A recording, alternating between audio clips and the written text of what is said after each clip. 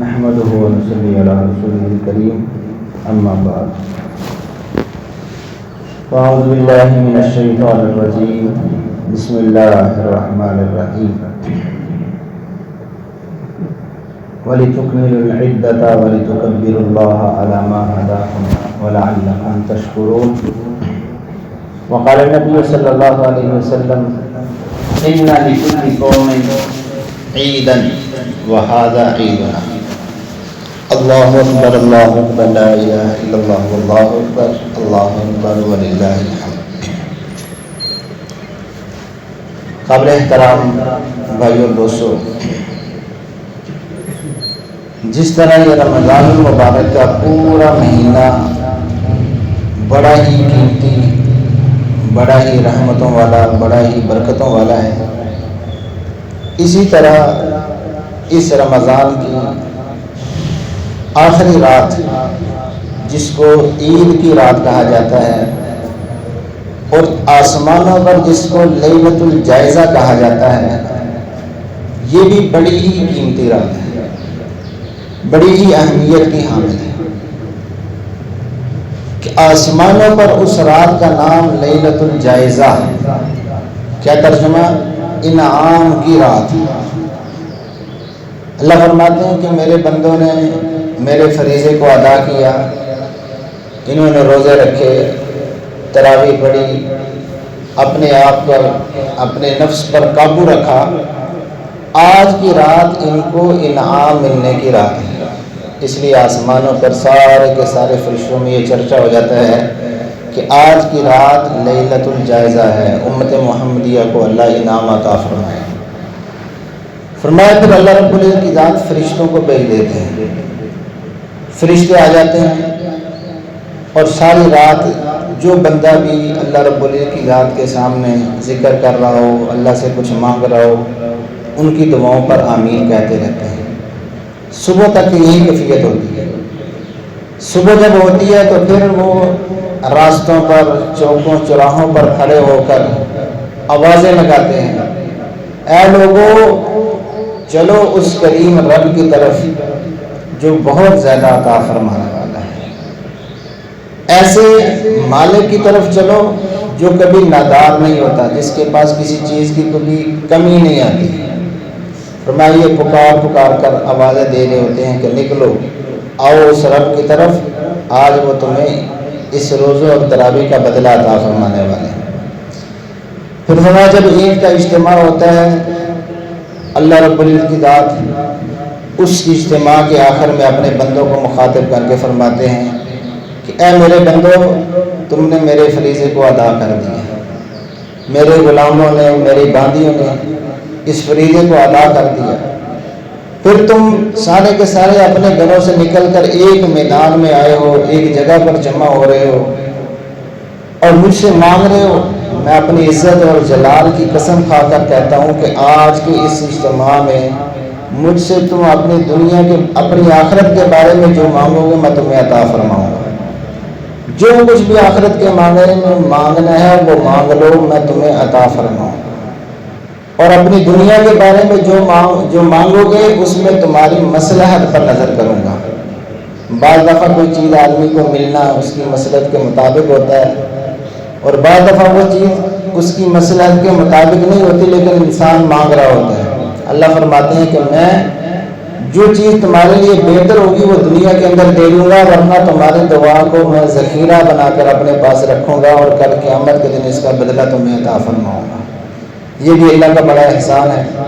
کہ ورنہ ہم جو اپنی زبان سے نکالتے اللہ دے دیتے تو وہ ہمارے لیے بہتر نہ ہوتا۔ عسیٰ ان تحبوا شیئا وہو شر لکم، تم کسی چیز کو پسند کرو لیکن وہ تمہارے لیے اچھی نہ ہو، اسی لیے اللہ فرماتے ہیں کہ میں تمہاری مصلحت کو دیکھ کر فیصلہ کروں گا۔ اور پھر آخر میں اعلان ہوتا ہے کہ قوموا مغفور لکم قد بدلت سیئاتکم بالحسنات، اے اس اجتماع کے اندر شرکت کرنے والوں کھڑے ہو جاؤ، اللہ نے تمہاری برائیوں کو نیکیوں سے بدل دیا ہے۔ جتنے تمہارے سبب پر گناہ تھے، آج اللہ کی رحمت اتنے جوش میں تھی کہ اللہ نے ان تمہارے گناہوں کو بھی مٹا دیا ہے، اللہ نے اس کے بدلے میں تمہیں اتنی نیکیاں بھی عطا فرما دی۔ تو پھر یہ جو لیلۃ الجائزہ ہے، اکثر لوگ اس کو فضولیات میں، لغویات کے اندر گزار دیتے ہیں اور پورے کے پوری رمضان کی جو عبادت ہے اس کا کباڑہ کر دیتے ہیں۔ اس رات کی بھی حفاظت کرنے کی ضرورت ہے،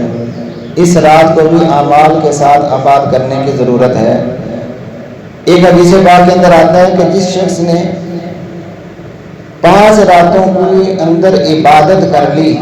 5 راتوں کے اندر جاگ لیا، ان راتوں کے اندر عبادت کر لی، اللہ تعالیٰ اس کے لیے جنت کو واجب کر دیتے ہیں۔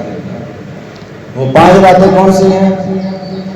8 ذی الحجہ، 9 ذی الحجہ، 10 ذی الحجہ، یہ 3 تو مسلسل اکٹھی راتیں آتی ہیں، یعنی بقرہ عید سے 2 راتیں پہلے اور 1 رات بقرہ عید کی، جس کو 10 ذی الحجہ کی رات کہا جاتا ہے۔ تو 8، 9، 10، چوتھی رات ہے عید الفطر کی رات، اور 5ویں رات ہے 15ویں شعبان کی رات، جس کو ہم شب برات کہتے ہیں۔ تو فرمایا جس نے ان 5 راتوں کی اندر عبادت کر لی، اللہ تعالیٰ اس کے لیے جنت کو واجب کر دیتے ہیں۔ اور ایک حدیث میں آتا ہے کہ جو عیدین کی راتوں کو اندر عبادت کرتا ہے، اللہ رب العزت کی ذات اس کے دل کو اس دن زندہ رکھیں گے جس دن کے سارے دل مر جائیں گے، یعنی قیامت کے دن اللہ اس کو زندہ رکھیں گے، اللہ اس کو ہوش و حواس اس کے جو ہے نا وہ قائم اور دائم رکھیں گے۔ تو یہ عید کی راتیں، یہ بھی قیمتی راتیں ہیں، انعام ملنے کی راتیں ہیں، لیکن ہم سب کچھ چھوڑ کر بازاروں کی طرف نکل جاتے ہیں اور اپنی ساری کی ساری باتوں کی جو کہ رمضان کے اندر ہم نے کمائی کی تھی، وہ بازار کے ماحول کے اندر جا کر، لغویات کے اندر لگ کر اپنی ان عبادتوں کو ضائع کر دیتے ہیں۔ تو جو عبادت کی ہے اس کو اب محفوظ بھی رکھنا ہے، اس کو بچانا بھی ہے۔ فرمایا نیکی کرنا آسان، نیکی کو بچانا یہ مشکل ہوتا ہے۔ نیکیاں تو بہت ساری کر لی رمضان میں، لیکن اب وہ ہمارے پاس محفوظ بھی رہیں، اس کا انتظام بھی ہم نے کرنا ہے۔ اور پھر اسی طرح عید کے دن کے اعمال ہیں، 1 سال کے بعد ہمیں موقع ملتا ہے، ہم ان سنت اعمال کو پورا کرنے کی کوشش کریں۔ تو عید کے دن اللہ رب العزت کی ذات کی طرف سے بھی کیا اعلان ہے کہ فجر کی نماز پڑھ لی، اب عید کی نماز تک کوئی عمل نہیں ہے۔ پہلے دنوں کے اندر اشراق ہے، لیکن عید کے دن اشراق پڑھنے کی بھی اجازت نہیں ہے کہ اب تم صرف اور صرف عید کی تیاری کر کے میرے پاس آ جاؤ، اشراق بھی بیچ میں نہ پڑھو۔ پھر اذان اور تکبیر کرنے کی بھی ضرورت نہیں، اللہ فرماتے ہیں جلدی سے میرے بندے آ جائیں اور میرے در میں سر پہ سجود ہو جائیں کہ میں ان کو نماز دوں۔ اس لیے عید کے دن کی یہ سنت ہے کہ نماز پڑھتے ہی جا کے ہم عید کی تیاری کے اندر لگ جائیں اور جلدی سے جلدی پھر عید کے لیے تشریف لے آئیں۔ جتنا وقت ہوگا مسجد کے اندر آ کر بیٹھ کر ذکر اذکار کر لیں، تلاوت کر لیں، اللہ کی رحمت جوش میں ہے، اللہ نوازنے کے اوپر آ رہے ہوتے ہیں، اللہ رب العزت کی ذات سے ہم مانگیں۔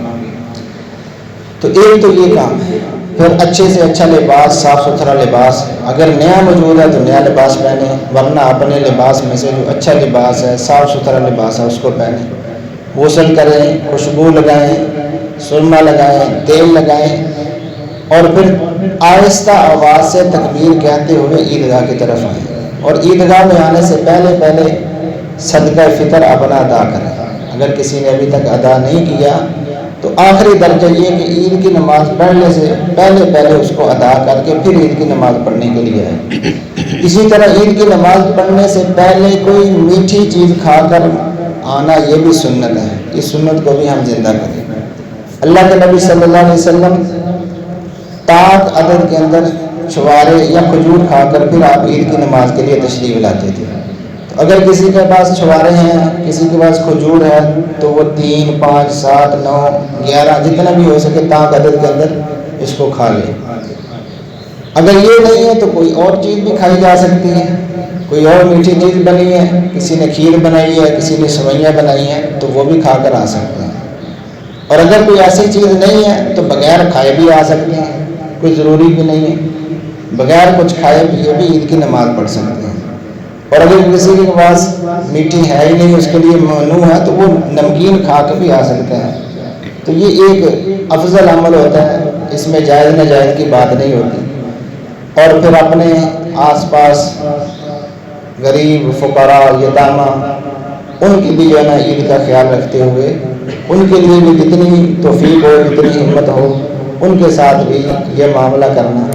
اللہ رب العزت کی ذات سے دعا، اللہ تعالی ہم سب کے لیے یہ دن خیر و عافیت کے ساتھ لائے، اور اللہ ہمیں